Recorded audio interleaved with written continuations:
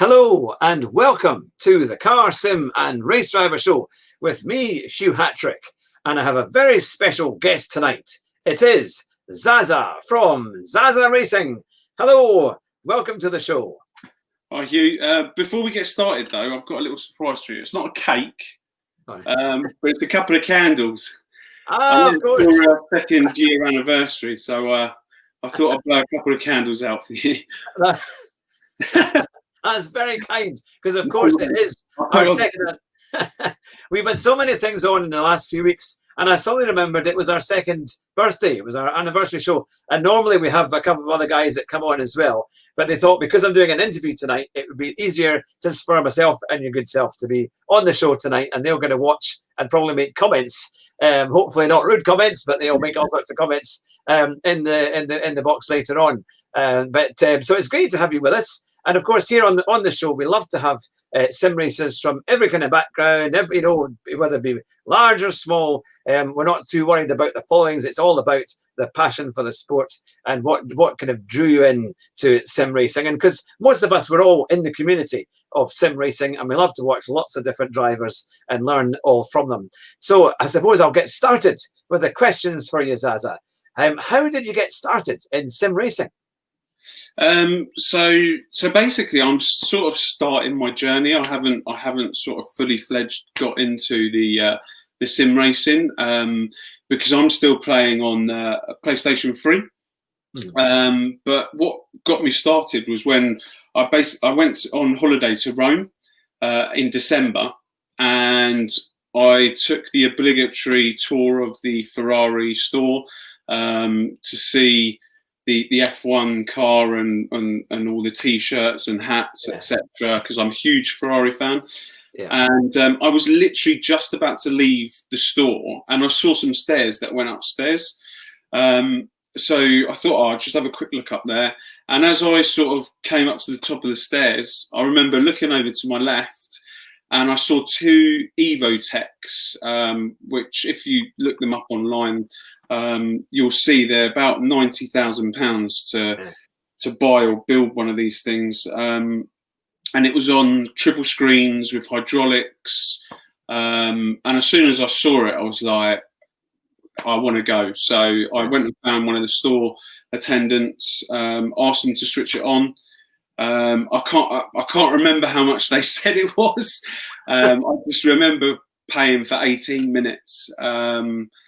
And yeah, that thing was unbelievable. I remember asking the guy, how close to real life is it? And he said it's like 85% close to being realistic. But was it like an actual racing car cockpit? Yeah. Or do you have to climb in and?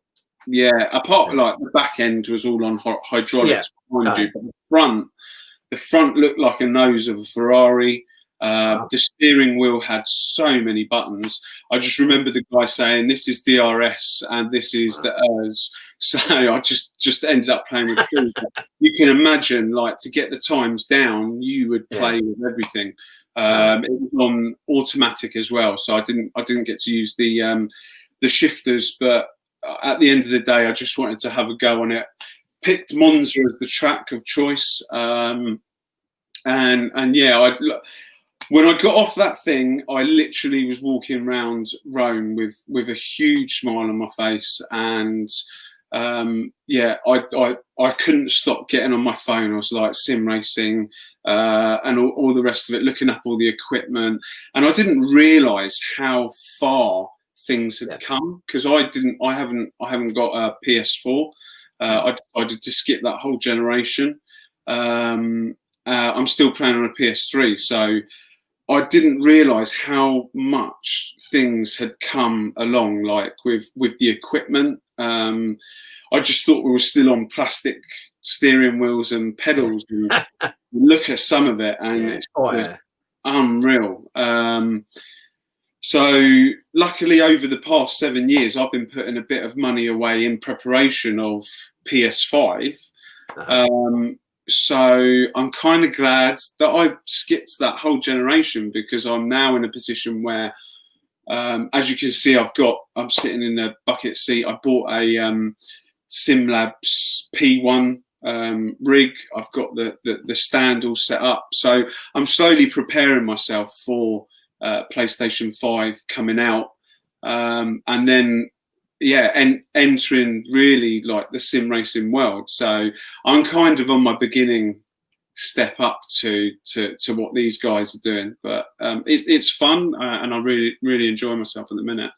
Yeah, well, that's the thing, because as your channel grows as well, and you've got over 1,000 subscribers, which is really good. That's a great achievement already just to get that. And as you grow in stature with your numbers, you never know, you might get somebody coming along and saying, "Would you like to try out some of this equipment?" And then that's always a nice bonus. If you can get like a proper direct drive wheel, or a Fanatec this, or one of these other ones, or a Thrustmaster.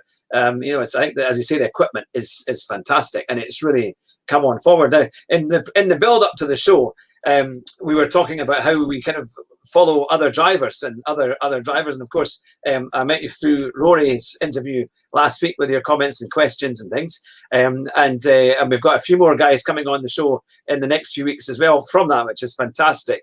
But it's funny, we all seem to have the same thing in common. We watch these guys race. To kind of really to learn. It's not like we're kind of cheating, but we're watching them to find out what's where they get getting things wrong, and also to try and avoid those pitfalls. But also crucially, how do they get the fast times? Do you find that that's the same kind of thing for you? You want to kind of learn from them? Massively. I mean, at the end of the day, as I said, I'm still playing on PlayStation 3, so. When I came back off that holiday in December, I started. I don't watch TV anymore. I watch YouTube. yeah, that's true.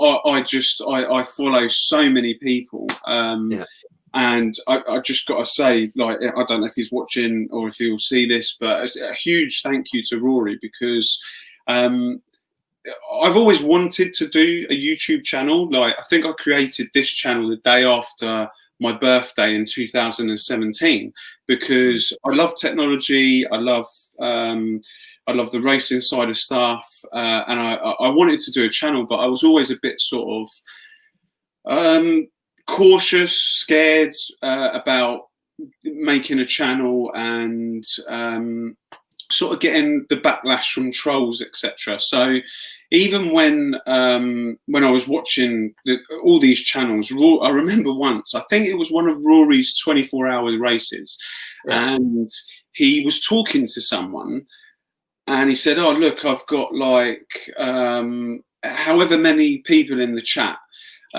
but only like 15 of them will do some talking. But watch this. If I say, oh, everyone press, I can't remember, a letter or whatever, watch how all the lurkers in the background come out." And he said it, and he said this letter or whatever it was, and then all of a sudden I saw on the side all these letters popping up. And I thought, that's me as well. Like, I'm one of these lurkers that just sit in the background, and I'm too scared to talk. I won't even touch the keyboard.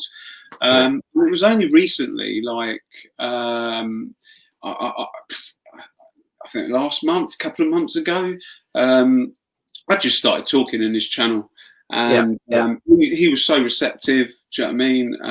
And they all have been since. I've been typing in other channels as well, and the community, like, it's great. I've not had any trolling or whatever. I'm sure it will come. With no doubt it will come, but so far it's been a great experience, and like I can't fault it. Well, we have already your first comment and your first fan, Zulu Gaming. I was just about to mention him. Yeah, he's just said here, as a GT Sport driver, I was influenced by Zazza to evolve as a racer. So thanks always, FAM. So it's yes. So you've already got fans. I was going to mention him was because that Zulu Racing basically got in contact with me and was like, "I want to design you a livery," and I was like, "But I don't race on GT Sports. So for Gran Turismo Sport, he wants to design me a livery, because that's the game of choice that I'll probably pick up when the PlayStation 5 comes out. If GT7 comes out, then I'll jump on that. But as soon as if it's not, then I'll just jump onto GT Sports. But he's designed me a livery, and in fact, he's finished it today, and he's just working on a video around it to launch the livery. But yeah, I can't wait to see it. I said to him today, he said, "Oh, I'm not going to show it to you. I don't want to spoil the surprise." And I was like, "That's no problem. Like, I'm really looking forward to looking at it." And just to have someone do that for you,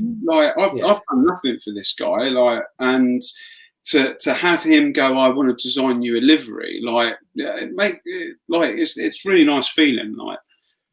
I know, that's brilliant. Now, perhaps we could get all the lurkers and all those watching just now to hit that like button, and let's do a test. I can watch here to see if the likes come through. Let's see if we can get some. Yeah, I see we've got a number of viewers, which is fantastic. So let's see if we can get some likes coming through on YouTube and on our Facebook pages.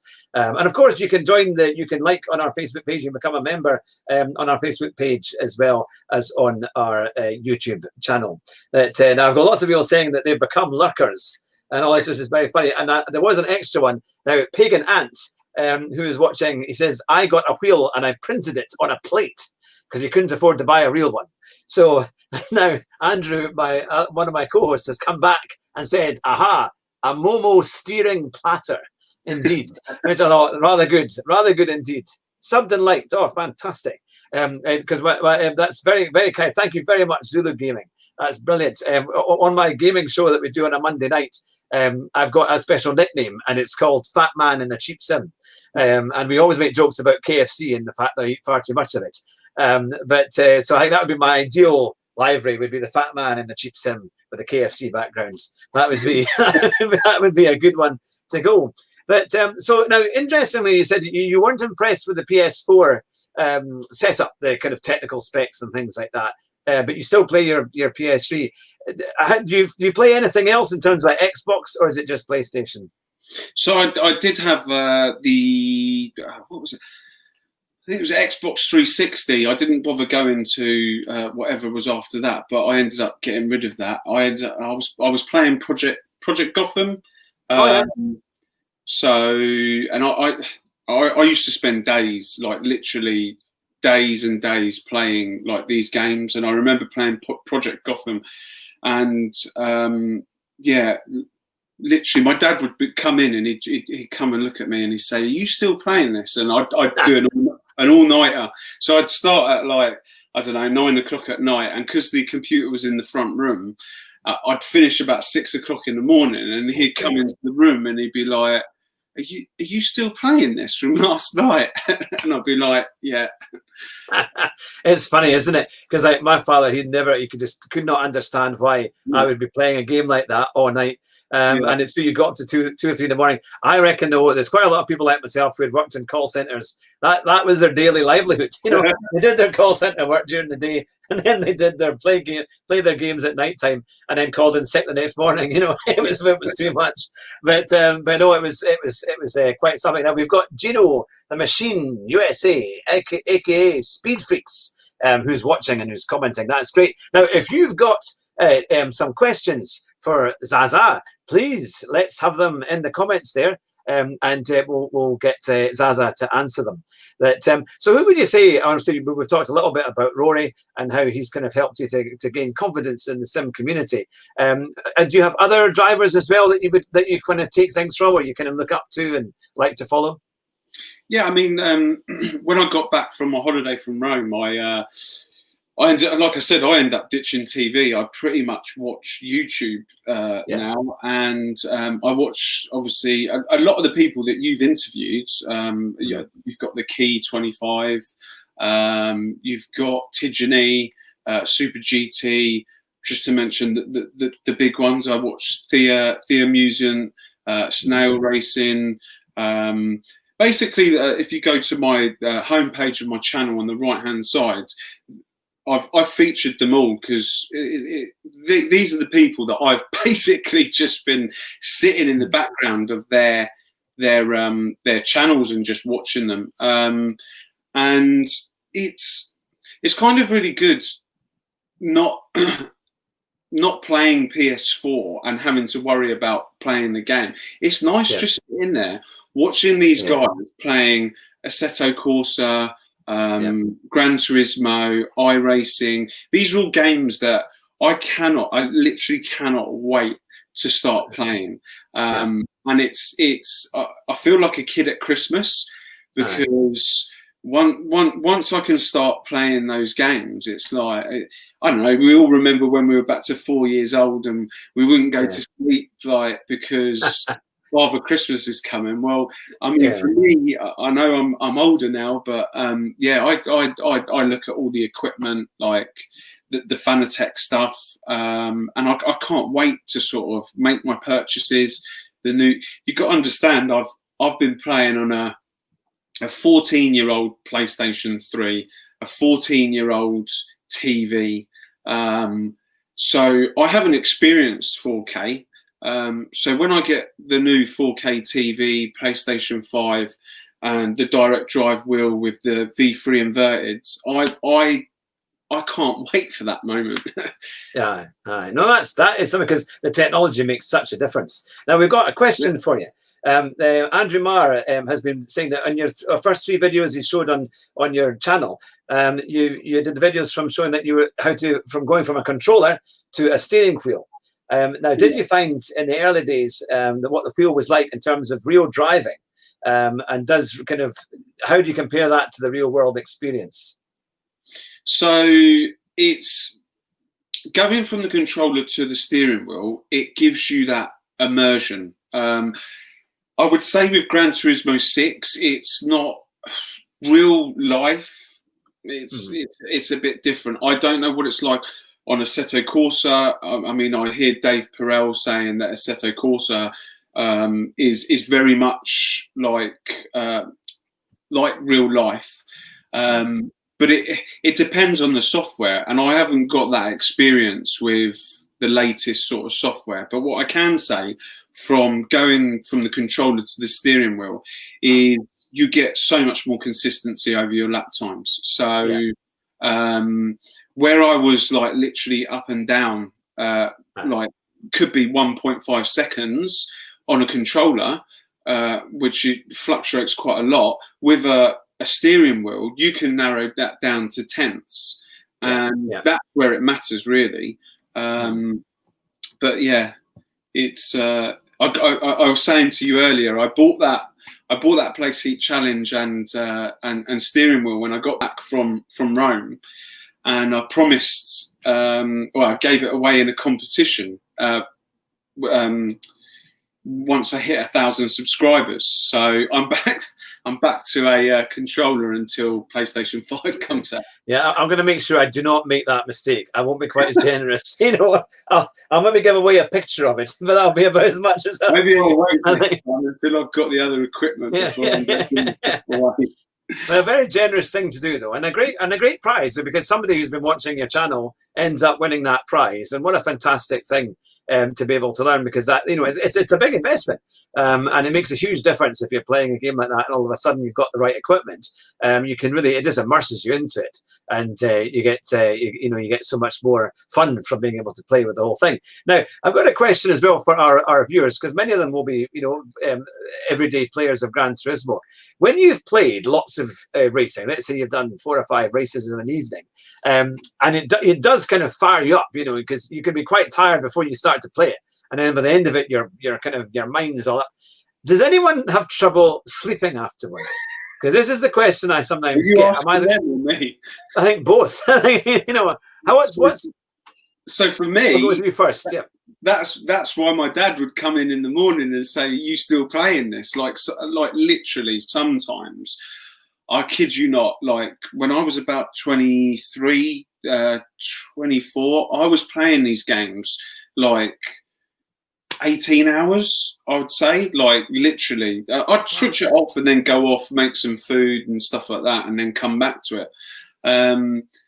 But one bit of advice that I'd give people is because I do a lot of the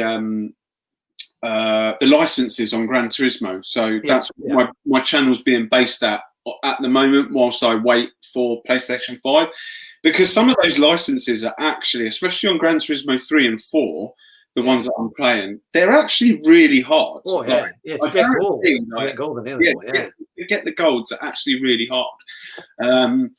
And sometimes you be playing there for hours, and you just don't know that you should stop. Like, and if you stop and walk away, make a cup of tea or coffee or a drink or whatever it is, give yourself 5 minutes and then go back. Sometimes you'll do it within 5 minutes. Just having that little break. If you're ever stuck on anything, just have that little break and then go back to it, and you all of a sudden things start to click into place. Or you can sit there for the next 4 or 5 hours and you'll still be there. Like, I'm stuck on this level. It's a funny one, isn't it? You just need to go away and then come back and just have a little break, and then just think, okay, try and relax. Because I tend to find if I'm getting nowhere on a particular track, it's usually because I'm overdriving, and you get to that point where you're just doing too much, so you just need to just relax a bit. And I remember talking to David Perel, and one of his kind of key bits of advice was you should do quite a slow lap. If you're struggling with a particular area, then just actually go over it slowly, and then see because you might find actually you'll see the maximum speed that the car turns around that bend with enough grip. So then you take a note of the miles an hour or the kilometers, depending where you're driving from, and then you can actually find that actually that's the speed I need to get the car down to in order to get through that section safely. And that makes a huge difference, because then it's actually you're consistent. And I know that, for example, in this week's races, when I watched Tisney's guide in Alsace for the Peugeot 208, which in real life is a car which is really snappy, great handling, and not very much understeer. But in the game in GT Sport, it's horrendous. The understeer is terrible, and it just slides off. And the big thing he was saying, you've got to brake really early, and people might pass you, but they'll just go off.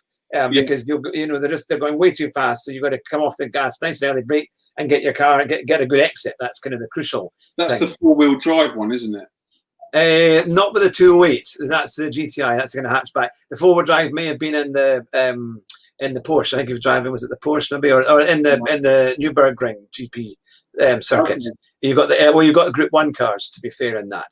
A lot of hybrids that do it. But no, it's not. So one of the guys was saying, Gino Medina. No, actually, sorry, it wasn't that one. It was, where was the one? Oh yes, Bob Raptor. The hardware in this hobby is just so expensive. I love the community, but I had to save up for the G29 now. And of course, there's a new one that's just out with next generation compatibility. So we only need one kidney, right? Well, I'm afraid I'm not giving away mine, but perhaps, Bob, if you're feeling that you have to do that, then maybe. But what we will do to try and get our game set up, isn't it? And all the kind of equipment that we need. And this is the other thing, like, because when I decided, so back in 2013, I don't know if we touched on this earlier, but back in 2013, when I saw the PlayStation 4 come out, I was disappointed with the spec of the PlayStation 4. And I didn't think the crossover at that time, there was going to be much difference between the games. And when the PlayStation 4 Pro came out, I was like, okay, maybe this is going to be what I was expecting back then. And again, it wasn't. But from back then, I was just putting a little bit of money.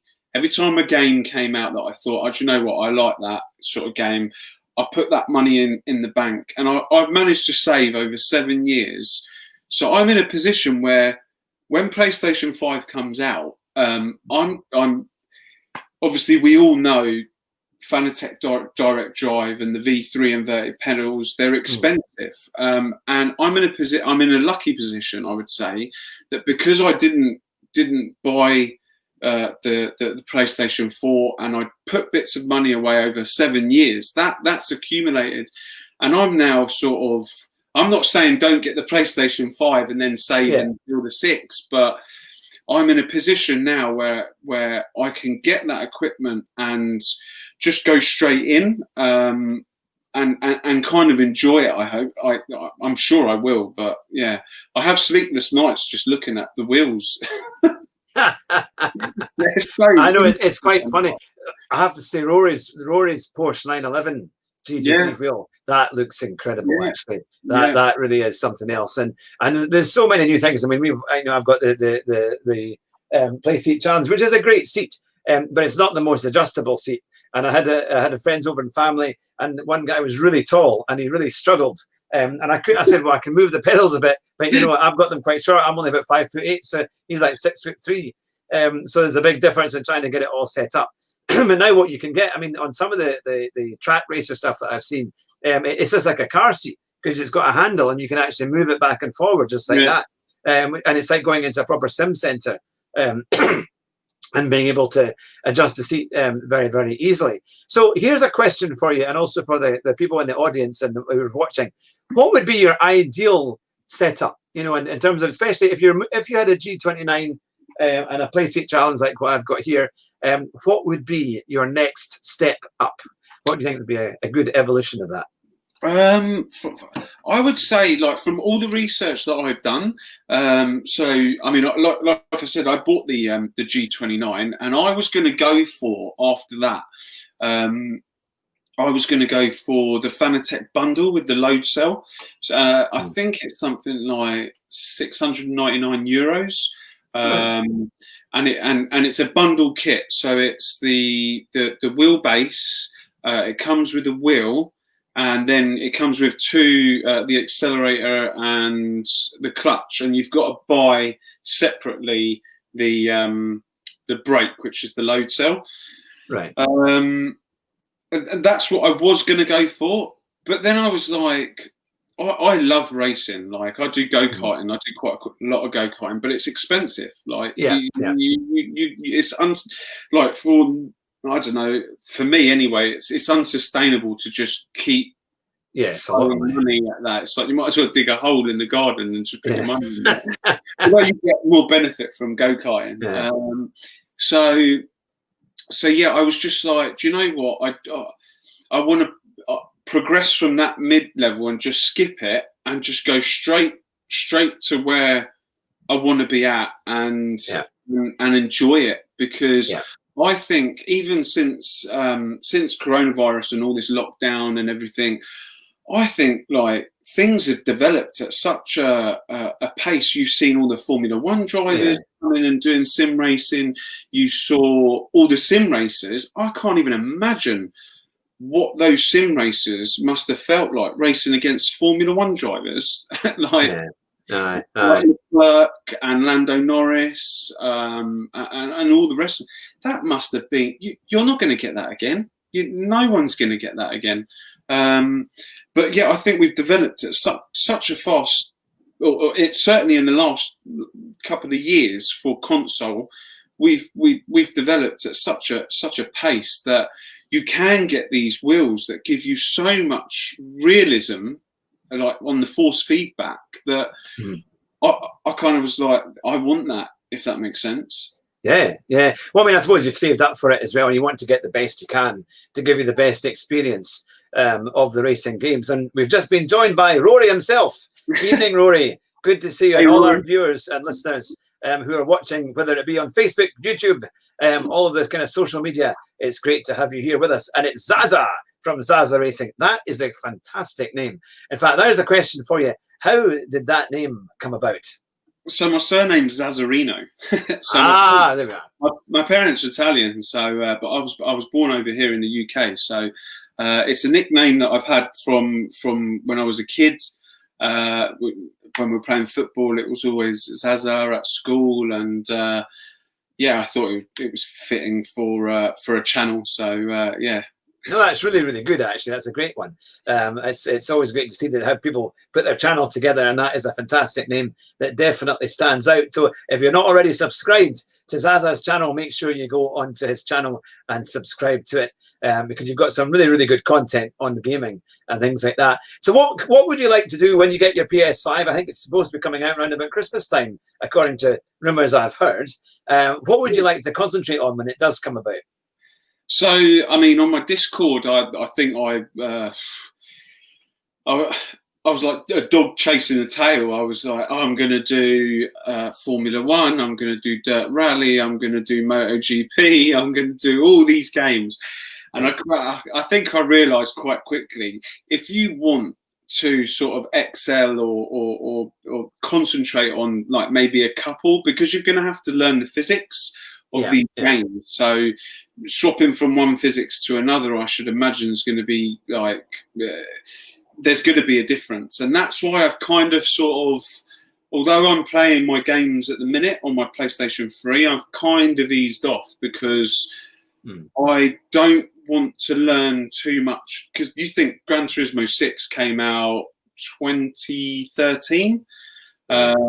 So you've had Gran Turismo Sport since then, and then you're going to have Gran Turismo 7. So I don't know what the physics are going to be like, whether I will adapt to it quite quickly or not. But the games of choice will definitely be, if Gran Turismo 7 hasn't come out, I will jump onto GT Sports straight away and just I'll just hammer it a little bit and wait for GT7, and then obviously Assetto Corsa Competizione, which has come out again for PS4.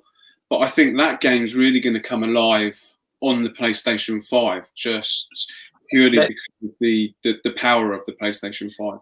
The question is, will PS4 games be compatible with PS5? Because that's the big one, isn't it? So I think they have said that, I can't remember, definitely the top 100 games are going to be compatible, backwards compatible, and then I'm sure they are making everything backwards compatible. Because that was the big problem they had with the PS4, that you couldn't play PS3 games on it. You had to get all the new PS4 games because it just didn't work otherwise. So that's good to know that it's going to be ready. But that'd be the thing. Now Zulu Game is saying, "We'd love to have you on Sport, brother." I imagine that would be GT Sports. Yeah, so we can't wait to have you out there racing with his new livery on your car. And I'm sure that will be the thing. Now we've got, because people have been asking us a few questions as well about this week's races. Now I know obviously you don't play, but we've got a few people there in the audience who can probably answer us. We've got the race in Alsace in the Peugeot 208.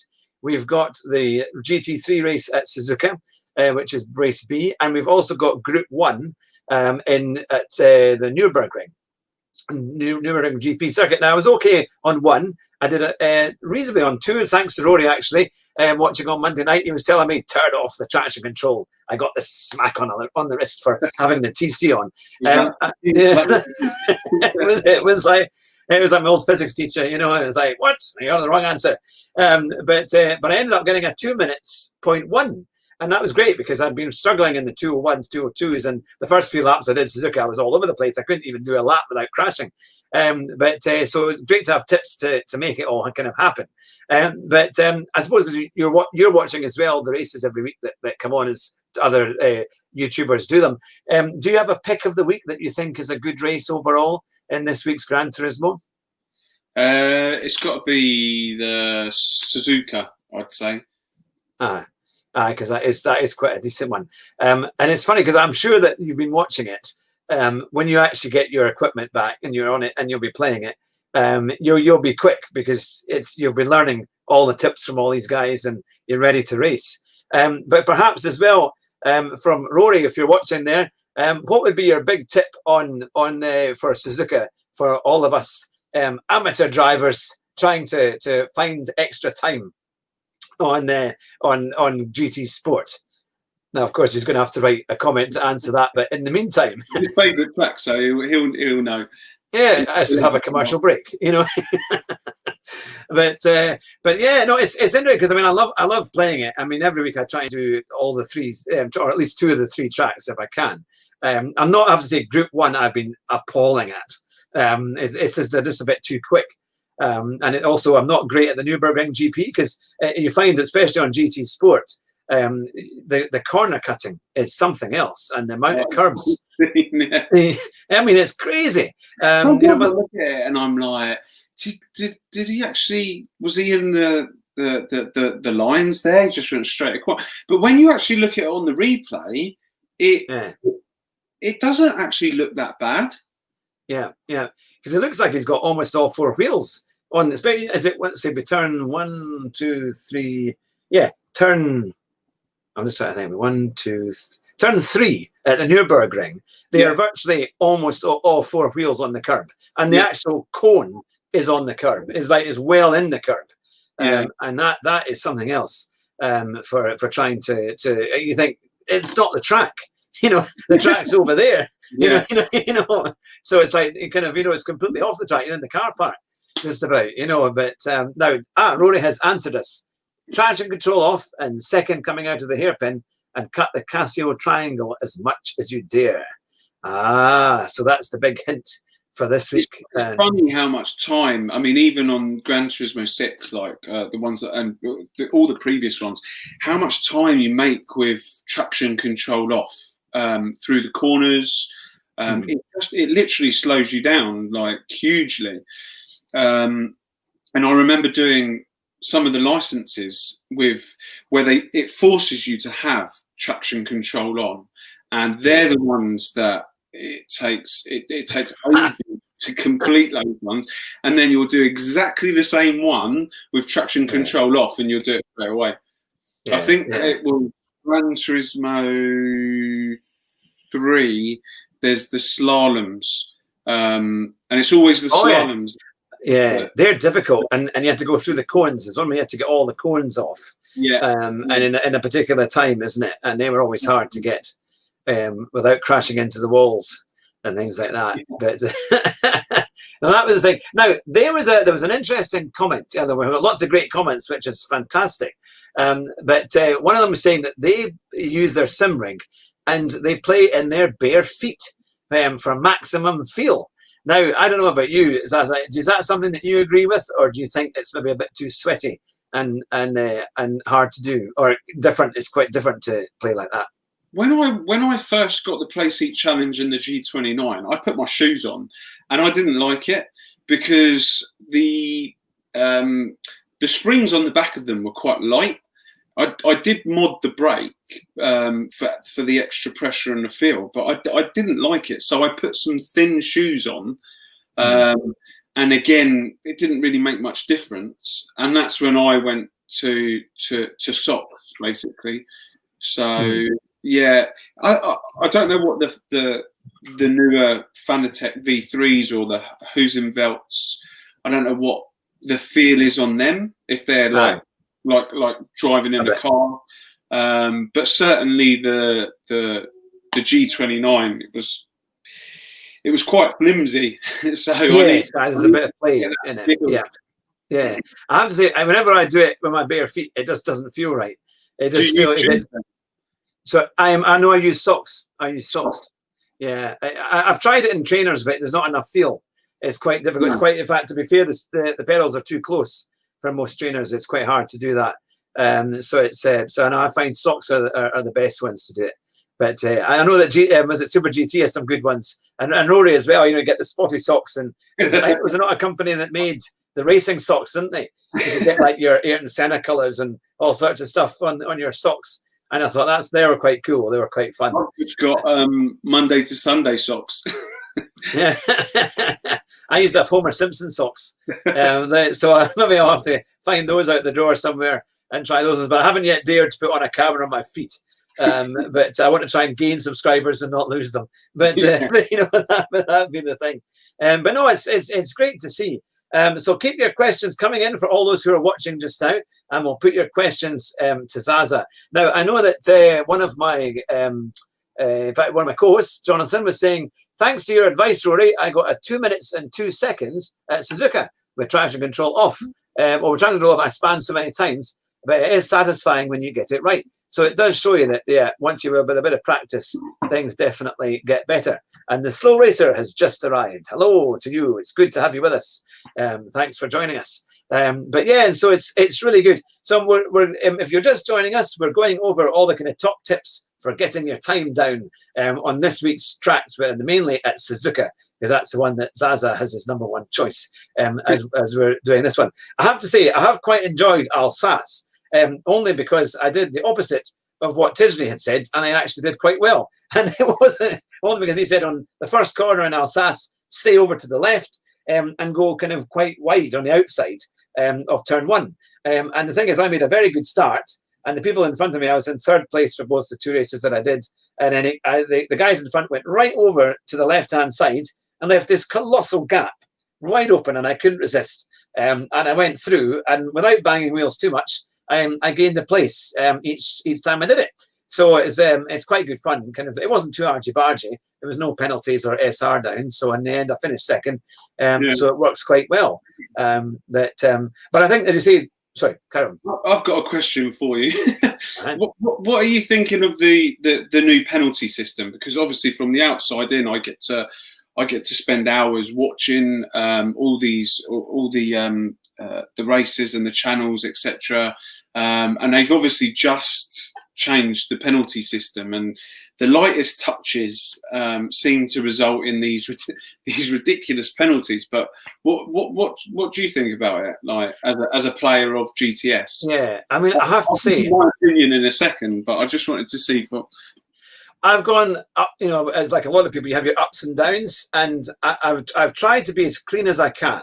I will touch other cars if I have to, you know, in terms of if you're trying to go for a place and it's there, but there's space, and you might just kind of glance, and he'll glance you as well. But yeah, I think I'm just trying to be as clean as I can, because I know that as soon as you get anywhere near any kind of contact, you're going to get a penalty. And same with like corner cutting and things like that. Sometimes it's quite hard to know where are people cutting, because some people are doing incredible times, so you have to kind of watch it. So I'm not a big fan of the current system. I think, I mean, when you see a lot of the videos and people who are actually banging into somebody else, right, and then the person they bang into gets the penalty, you know, and there was a time as well when people knew that if you touched them and then they went wide, you would get like a 4 or 5 second penalty, and then you're never going to make that back up in the race. So yeah, I think it's really tough, and it's strange because in other games like Assetto Corsa, either they just invalidate the lap straight away, or you get your penalty points on your race and then you get disqualified. And I have to say, you kind of think, I wish there was a way that if they did have the ones who deliberately ram people, they should be disqualified quickly, or maybe ghosted out completely. Yeah. I mean, from the outside watching in, it's like it's crazy, because you see some moves and then some ridiculous penalties of 4 seconds, 5 seconds. I think I can see maybe where they're trying to get to it, because you've got such a vast age range of players and experience and inexperience, and I kind of feel like they're trying to say, look, we tried to give you a system that no one's listening to, and now we're just saying don't touch the cars at all. But if they refine it, I think it could be quite good, because like at the end of the day, like motorsport is non-contact, is it? So touching into corners and moving people out to do the overtake is you shouldn't do it, and you should wait if you do that behind. But people don't. They nudge and then they go through and then they're off. But yeah, I mean, it definitely needs improving. Yeah, it's a very difficult one, because you imagine all that coding and all that work that they put into it, and also it's multiplayer. So if somebody lags, that's I think the most dangerous thing as well. If somebody's got a lag and they're jumping about in front of you and you don't know where you are, all you can hear is screeching, because you know the car is going all over the road and you go your own way, and before you know it, you've been sideswiped, and then that's it all done, you know. But that can be sometimes quite funny if you're in a stream or you're in a lobby and the whole thing just goes completely insane, and every car's jumping off the screen, and you find yourself in first place and you think, oh, fantastic, I'm doing really well here, and then you're disqualified or something, or then you're back down a lap behind. It does all sorts of crazy stuff. But no, I think I can't even imagine the hours that they spend doing the coding and trying to get it right and trying to sort of get that perfect system of what they're trying to do. I mean, I don't know where they're going with it, but and then when they get the backlash, it must be soul destroying for them. Like, but yeah. I mean, there's been a lot of comments to this. The Slow Racer has said, I've noticed that in Assetto Corsa multiplayer, some people ram each other and don't even get penalties, but some just go on the edge of the cars but do get penalties. So it's obviously something that it does affect not just GT Sport, but other games too. And Rory has said once they get the apportioning of the penalty right, I think it is spot on. I've just tried to be as clean as I can and avoid the issues. Thankfully, the races I've had recently, I've either had a reasonable amount of room or I've been up at the top of the grid. So it tends to be a little bit better because you've not got so many people coming at you. Or you might, if you get a good start, key thing is make sure you've got a wee bit of traction control at the start, and then you can turn it off as you get going. But yeah, so that's kind of the thing. But I know I think it's, if you start from the back, although it's a lot of fun, it's going to be an SR killer in the most part, I think, when they do it. But, I mean, I was watching Rory last night doing his. In fact, Rory gave me a heart attack last night. Yeah. I was sat watching his channel, and he's like, "I'm going to go and have something to eat and watch Hugh and Zazza on the show." Yeah. And I was there like 20 to 9, and I was thinking, have I missed the date or something? And I jumped up and I was like checking my emails, and like, my heart was like, thank God for that, because I was not ready. Well, I thought exactly the same, and I think I confused everybody by sending out the tweets and all the stuff on Tuesday, because I thought I'll be organised, I'll get everything out early so people have a chance to see what's happening. And I ended up. Well, you said after he said that, you said thanks, Rory, and I was like, oh my God, I have got it wrong. But yeah, no, it's always on a Thursday night for our live streams, unless there's a particular issue and we can't quite manage it. But normally a Thursday night at 9 o'clock is always our live stream. Now, here's an interesting one. Andrew Marr at one of the courses said, imagine bringing that system in for the British Touring Car Championship. Half the field could be black flagged straight away, isn't it? Because it's like bump to pass. That's the whole thing. And Rory says, my bad, I don't do well in the heat. I have to say, it must have been incredible. It must have been well into the 30s last night, because even up in here in Scotland, where we barely get about 9 in the summertime, it was pretty warm last night. So no, they do pretty well when they're driving and racing in that kind of heat. But no, it's all great to watch. Now, one of the things that I thought would be something to bring up for GT Sport, they've got obviously Group 1, Group 2, and a lot of road cars. But does anyone know why they're not able to bring the likes of British touring cars into that game? Because I don't think they've ever had it. And I know there was a touring car game many, many years ago, and seemingly somebody is bringing out another one. But you would have thought they would have been able to have done something with the licensing to bring about British touring cars, because I know that Rory is a big fan of BTCC, and many of the guys watching will be big fans of it too. We would love to get our hands on an Alfa Romeo 155 touring car and race away like Tarquini did in 1994 and all those kind of things. I know that Rory was saying he would like the Volvo estate, that they used to have the 850 estates in the touring cars in the 90s as well. And that was always quite fun. But how about you, Zazza? Would you be a fan if they could get more kind of touring car style? I mean, I suppose they've got it in Assetto Corsa to some degree. I mean, any racing for me, I'm a fan of. I mean, the go-karting. I mean, that's another one. I don't see any sort of go-karting sims, but yeah, I mean, touring cars would be good. I'd like to see that. Yeah. I can imagine British touring cars at Brands Hatch on a daily race. That would be amazing. I think they would just have to forget about penalties. To be fair, I think it wouldn't be bothered. It's not worth their time to try and do that one, because nobody would, or at least I suppose in Gran Turismo you don't really have damage, so you just hear a big thump, and that's about all you get. But no, that would be the thing. Now, Andrew Marr has said, as long as it's the correct colour hue, so meaning the Alfa Romeo in red, I suppose. That. And Rory has confirmed that he would have the Volvo estate. Yes, that would be something. I did hear there was going to be a game coming out with British touring cars in it.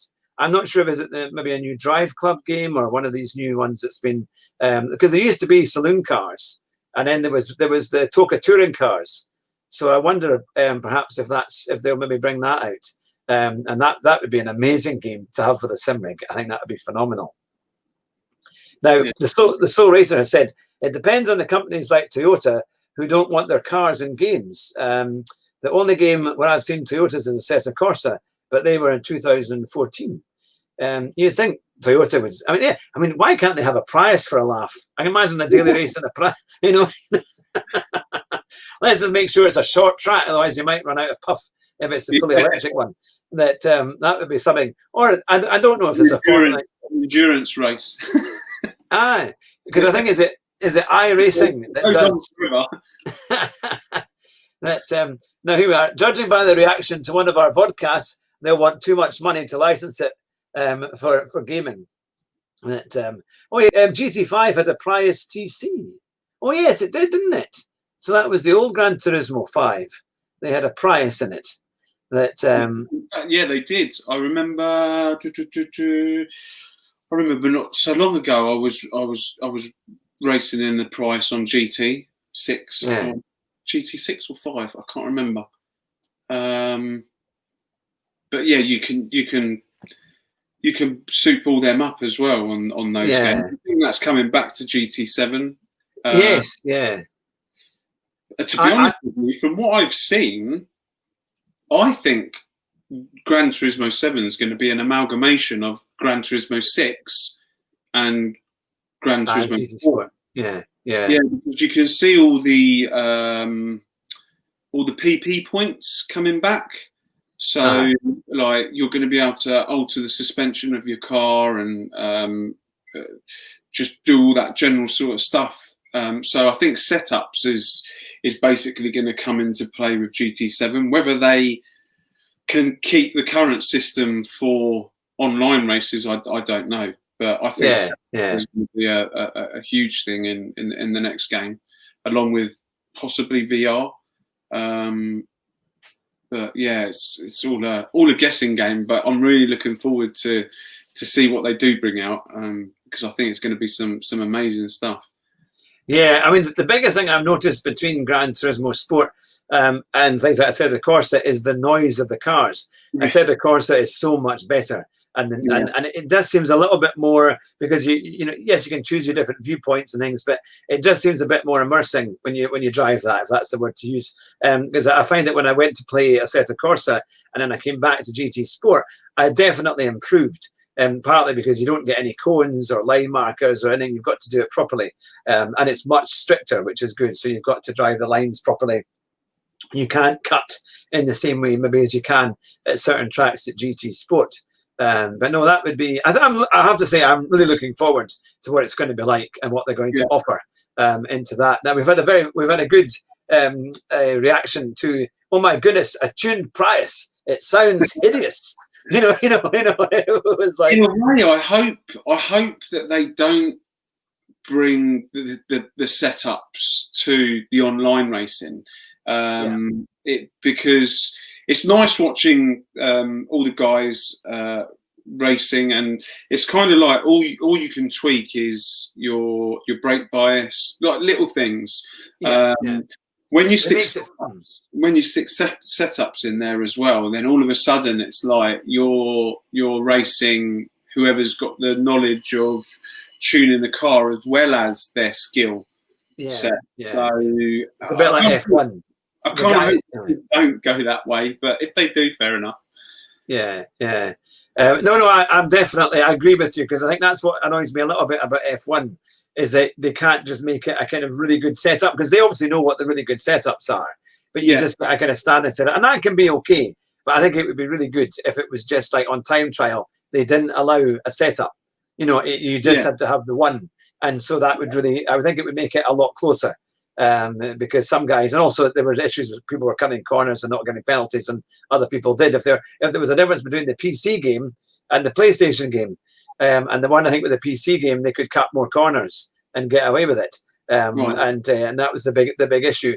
But no, it's I think it's you know, I think if you start bringing in setups to the online, that makes it much harder. And I think in that way, GT Sport has cornered the market really well, and it's got, that's why so many people play it, because you can just jump in and drive. Exactly. And I that's can one of the best things. Like iRacing and Assetto Corsa.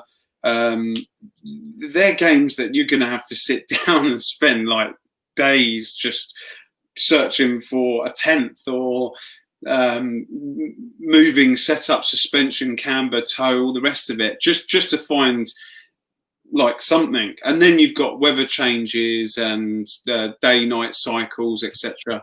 I think that's something that really intrigues me, and I really want to get involved in that. But at the same time, you want that something that you can just plug in, sit down, and play when you've got like a few hours, and not have to worry about all the rest of it. So it'd be interesting to see which way they go.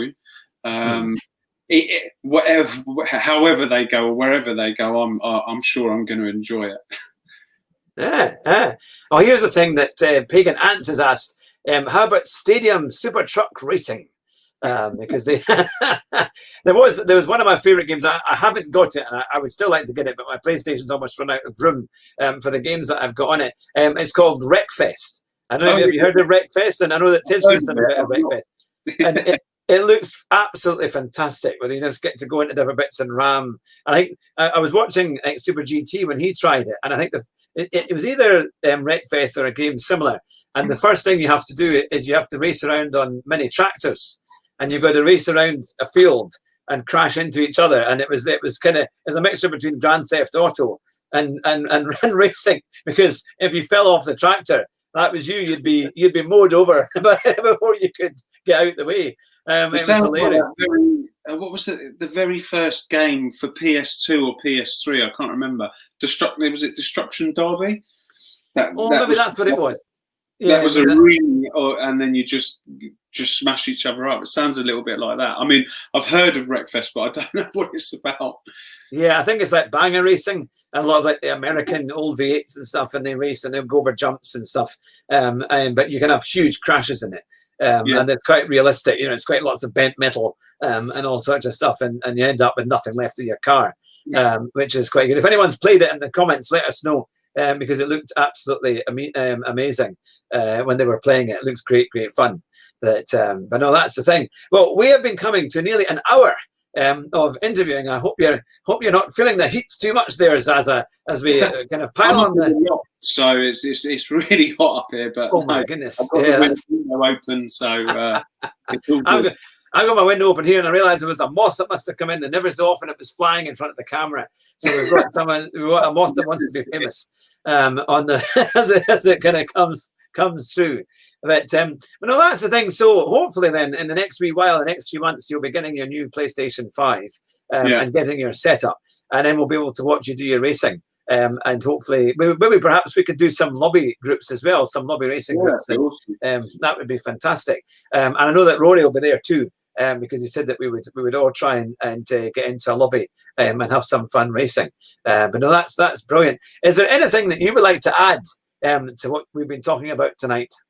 Not really. Just like I said earlier on in the video, I'm super excited. I literally cannot wait to sort of begin this journey, start racing, get back into racing, to meet all the people that I see on the streams, like on the track, and hopefully one day race against some of them. Like, I mean, I'm just happy to sort of get back on the track and start enjoying like the racing, because I know a lot of people compare,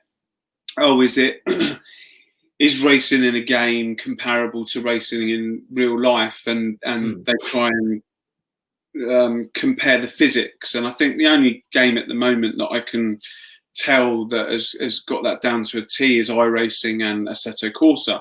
But I think even with games like Gran Turismo, the racecraft, I think the racecraft in any of these games is 100% there. You've got to think about when you've got a pit. You're everybody. You're the engineer. You're trying to calculate times of people behind you, in front of you, whether to take a pit stop early.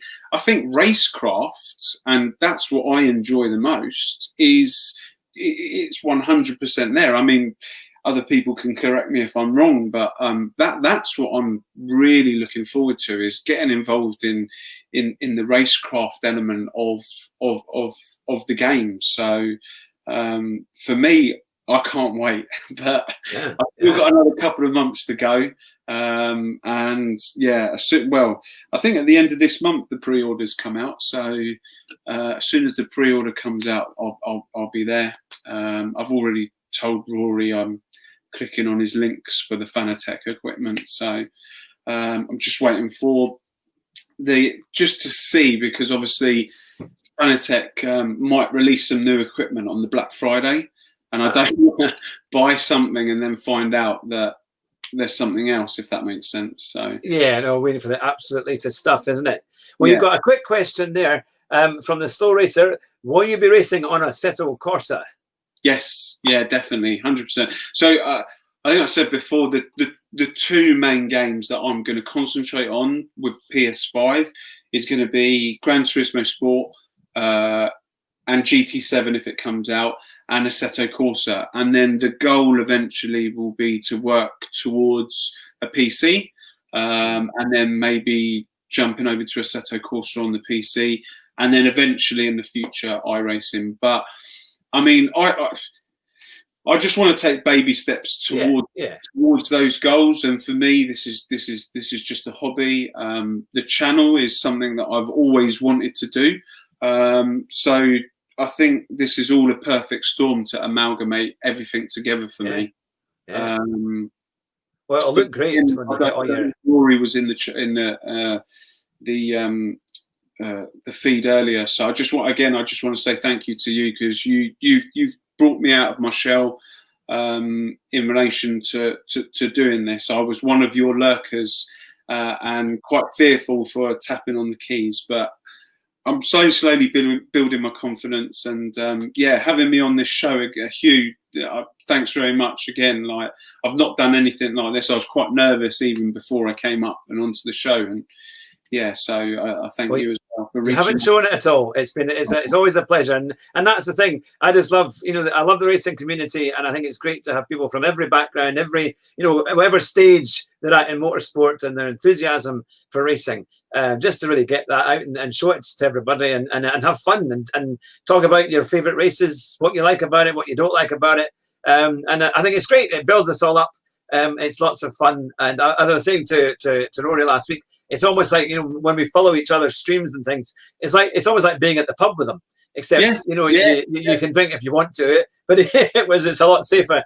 But it's much more. It's fun, and you get this wonderful chat. It's really good. And I'd say to anyone out there who's watching tonight, if you feel you would like to come on the show, then send us an email, info@hughhatrick.com, and I'll get back to you and we'll arrange a time slot. It doesn't matter how big or how small your channel is. It's just great to have you on the show if you're up for doing it, and you like to talk about sim racing and motorsport, then we will definitely be more than welcome to come on the show and have a chat, because that's what it's all about. Now we have our tagline, which you may have got from last week, but it's drive fast and try not to crash. And I have to admit, after I play Gran Turismo Sport, my wife says to me, do not drive, don't go anywhere. You're not allowed to drive after watching the Grand Prix or playing your games, because that's when, even in a Dacia Sandero diesel, I can make a good lap time when I go out there. I do find yourself that you're wanting to overtake everybody on a Sunday afternoon when you're just going down to the chip shop to get your tea.